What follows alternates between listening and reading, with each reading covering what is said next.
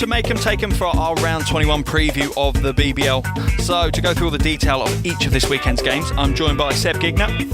Hi everyone, thanks for joining us. And Nate Williams. Good to be back again, Mark. How are you? Very, very good indeed. So, unfortunately, we've only got 5 games to go through, so a bit of a smaller schedule than we're used to. Our game of the week, however, is going to be from Friday night as third place Glasgow Rocks make a visit to Worcester to take on the fourth place Wolves. Rocks split their games last weekend, losing in Bristol before picking up a win in Plymouth, whilst Worcester picked up a big win in London against the Lions in the league before losing their semi-final on Sunday to Sheffield. So, Seb, what will Glasgow have to do to get away with a win in this one?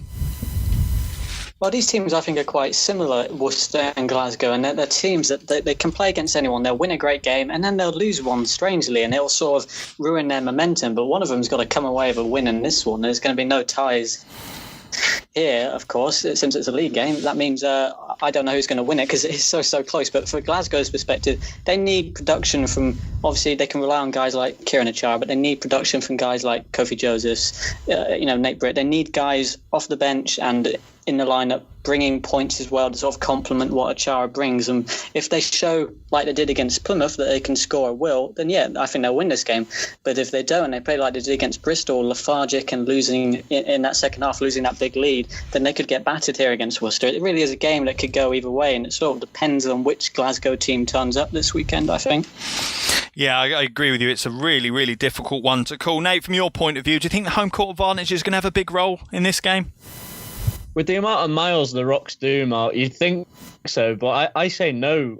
I mean, they do play back-to-back games in the same area where they're playing most weekends. And yes, they've only won 5 games on the road, but those wins have been by tiny margins, which says a lot to me. It just shows you that even with smelly coach lag, then they can still take games to the wire. And one of those 5 wins was an 82-76 triumph over the Wolves. So I wouldn't rule out a victory on the road again this time.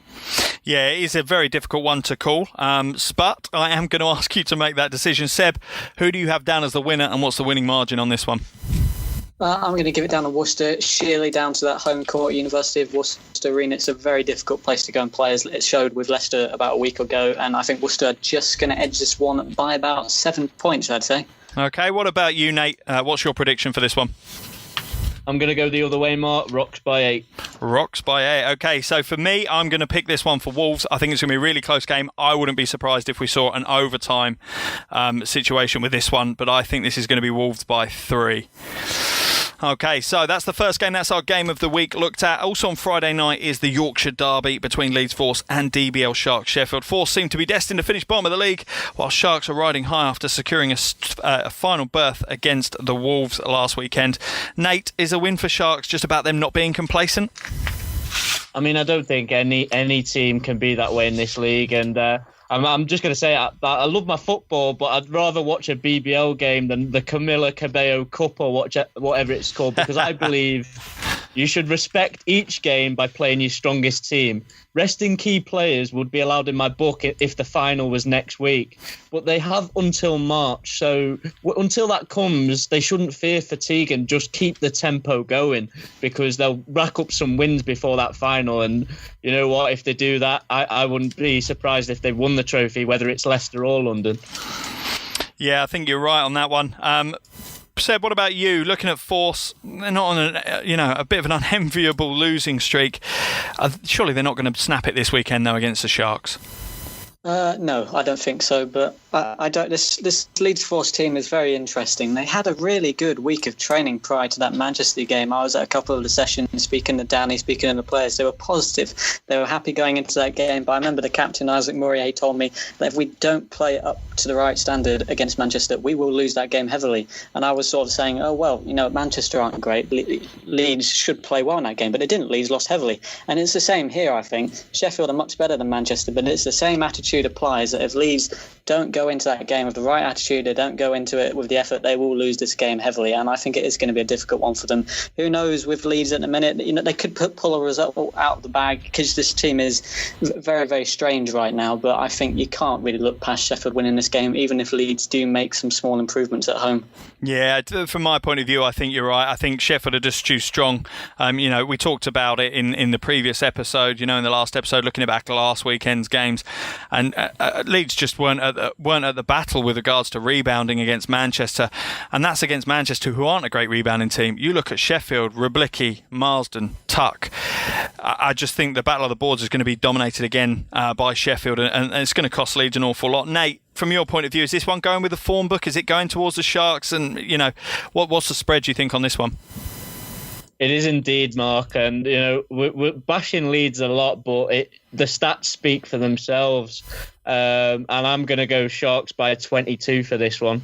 Okay, so Nate's gone by 22. Seb, what about you? Are you going to take the huge outside pick? It has been known before. Or are you going with Sharks? It has been known before, but I can't do that here, unfortunately. I think Leeds are going to give them a bit of a tough time. It's a tough game. It's a derby game. I think Leeds will be up for the fight, but it's not going to be enough to stop that offensive juggernaut that is Sheffield. I think Sheffield will win this game by 19 points. Okay, I'm siding with you guys as well. I've got the Sharks down winning this one. I think it's going to be a huge game. I think 25-point win for Sheffield on this one, and I think I might be being a little bit kind to Leeds with that. I think it could even stretch out past the 30-point mark. So on to the next game, the final game of Friday night. It's an interesting one for me, this one. Down in Surrey, it's the Scorchers host the Manchester Giants at Surrey Sports Park. Surrey have had a bit of a strong season, currently sitting 7th, whilst Giants are starting to play some better basketball, but still sitting 11th. Seb, do you think the Giants can cause an upset on the road here and leave Alethi Guildford with the win in their kit bag? Yes, I think they can. If they finally got that home win they've been looking for all season, and that must, even though it was against Leeds, it's still such a positive boost for them. And Surrey are not a team that Manchester should say, oh, well, we've got no chance of winning this game. Surrey are a beatable team, even though Surrey aren't exactly slouches either.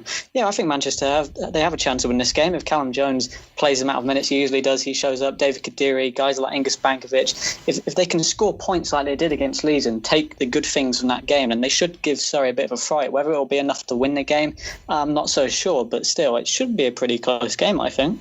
Yeah, I think you're right on this one. I think it's going to be a really difficult one to call. Nate, for you, do you think Surrey, are they a lock-in for the playoff spot, or is it games like this that are going to kind of dictate that? I mean, I'm going to sound like a broken record on this podcast when it comes to playoffs, so I'll keep it brief. Nobody apart from the top two in the table are bookmarked for playoffs. Surrey have been strong early on, and I'd love to see them there. I like to see, developing teams grow at that big game basketball occasion. But leads and runs, they can change very quickly in this game, and at this stage, this is the stage where you don't want that to happen. They need to, find a run from somewhere, and that could well start with Manchester, but they're going to make them work for it. Yeah, I think you're right. This is a really difficult one to call. If Manchester can continue to develop as a team, obviously they've introduced two new bigs in their team in Banks and in Crooks. If they can come together and start building, I think Manchester have got a good chance, but I think it might be a little bit too early. For me, I've put this one down. I'll put my head in the block first on this one. I think Surrey is still going to walk away with this one, but only by 8 points for me. Seb, what about you? What's your call on this one? Yeah, I agree with you, Mark. I think Surrey are just going to win this one, and I think that the deciding factor of this is going to be the fact that Surrey didn't play last week. They're a bit fresher. They've had plenty of time to scout Manchester. They will have been watching that Leeds win, pretty intently and seeing what Manchester did well there. And I think Surrey, they're not a bad team. They can challenge for the playoffs this season. I think they are just going to narrowly win this one. I think Surrey will win it by 6 points. Okay, and what about you, Nate? How do you see this one going? What's your prediction? I'm going to go Guildford by Surrey Scorchers. Sorry, that's going back a year. Guildford by Surrey by 11. Sorry by 11. Okay, so we've all got Surrey to win on that one, and reasonably narrow wins. So I think that could be an interesting game to watch on the Friday night. But moving across to Saturday, just the one game, Flyers taking on the Wolves in Bristol. A little bit of a local derby here for this one. Worcester, they're focused obviously on a top 4 finish, while Bristol are going to fight hard to make it the postseason. Nate, 2 games in 2 days for Worcester. Do you think this is going to affect their performance against Bristol? Not really, Mark. I mean, they are a youthful side, an energetic side with 1 or 2 more seasoned members that, complement that. And they should be enjoying playing this much ball. I mean, they're the players they have in the team. They're the players we like to talk about on this podcast. People who, run to the last second of every quarter and, make that extra pass. And they've got that in a triple threat. They've got that in the triple threat of Palmer, Dallin, Bashinsky, Dusha. With Bashinsky coming back, if they work them 3 together, they should be all right. Yeah, I think you're right. I think Worcester, it's tough on a back-to-back, but it's not a huge journey as well. So I think that's going to help the situation for Worcester. Seb, thinking on the Bristol side of things, though, when they're good, they're great, and when they're bad, it can sometimes get ugly. Are you expecting the good version of the Flyers to turn up against Worcester, or the inconsistent one? I'm expecting a good version. I'm really looking forward to this game. I'm going to stick my neck on the line and say that this is going to be the Bristol team that beat Glasgow. This is going to be the Bristol team that gave London a really tough time and came out with the win in that one. I think this is going to be a win for Bristol. If they can get guys like Rondell Goodwin and Leslie Smith and Mike Vigor churning on the offense, and then they can keep scoring at home, they're coming off a big win and they're facing against a Worcester team that are going to be tired, and they've shown that they're not the best in back-to-backs as they showed. They were exhausted against Sheffield and they were never really competing in that game. I think Bristol are going to come away with the win in this one, and I think it's going to be down to the offensive output of guys like Brandon Boggs and the impact players on that team. And I think this is sort of showing that Bristol can make a late run for the playoffs. Go on then, what are Bristol going to win this one by then, Seb? What's your spread? I think Worcester are going to be tired and they're going to be a bit shell-shocked in this game, so I think Flyers are going to come away with a 13-point win. Wow, that's a big call. I think we should have some kind of jingle for this, where Seb's big call of the week, because he does it every week, where he picks one game and goes right against the form book and puts a big one in the sand. I like him. Nate, from your point of view, where do you see this one? Worcester or the Wolves or the Flyers? I see it by the Wolves. Like I said before, they're fighters. They're a youthful team. They look for that extra pass. They play to every second. No matter how stretched they are in terms of fixture congestion, I think they have the ability to grind out a win even when they're tired and they're breathing hard, but they're still pushing that ball every second. So I'm going to say Worcester by 7. Okay, so you're taking the Wolves by 7. For me, I'm just siding with Seb on this one. I think the Flyers will take it by 3 points. I think it'll be a really close game and a really interesting one to watch. I think we've got an awful lot of good games this weekend to watch. I think they're really tough calls, some of these, but that's a bit of a kind of hat tip to the league that it is so close amongst so many teams. So we move across to Sunday, and unusually we only have one game on a Sunday to finish off the weekend, but it potentially could be the best game of the weekend as Cheshire Phoenix take on the DBL Sharks, Sheffield and Ellesmere Port. Phoenix finding some real momentum. They look like they can beat any team in the league, whilst Sheffield also, they're starting to motor as well. Seb, who are the key players for Sharks, particularly when they go up against the Phoenix? The key players for Sharks in this game, everyone might look towards McKnight and Alexander in the backcourt, but I think it's going to be a front court duel that sort of wins this game for Sheffield if they do win it. It's going to be guys like Rob Lickey, it's going to be guys like Mike Tuck, who have a bit more experience than guys like CJ Gettis, and if they can out-muscle him, if they can out-hustle him, then I think Sheffield will probably come away with the win in this one. But it's an interesting one, isn't it? There's great matchups all over the court. Cheshire, does Rob Sandoval have enough to take on Chris Alexander? Well, that's going to be another interesting matchup. It is really close, and will home court advantage be a factor for Cheshire here? I don't know, but yeah, I think it's going to be the battle of the big men in this game that I think is going to decide this one. Yeah, I have to agree with you. It'll be interesting to see how they contain Gettis. They have the front court and they have the bench on the front court as well. That trio of Roblicki, Marsden and Tuck rotate really well. They don't seem to kind of let off at any moment with regards to that. But I think, like you say, you look at all the head-to-heads across the two rosters and there's some amazing battles to look at. Nate, Phoenix, they've got some real firepower, but which one's going to have to really step up? Which guys are going to have to step up for them on Sunday to get the win against Sheffield? I mean, Malcolm Riley is on really hot form.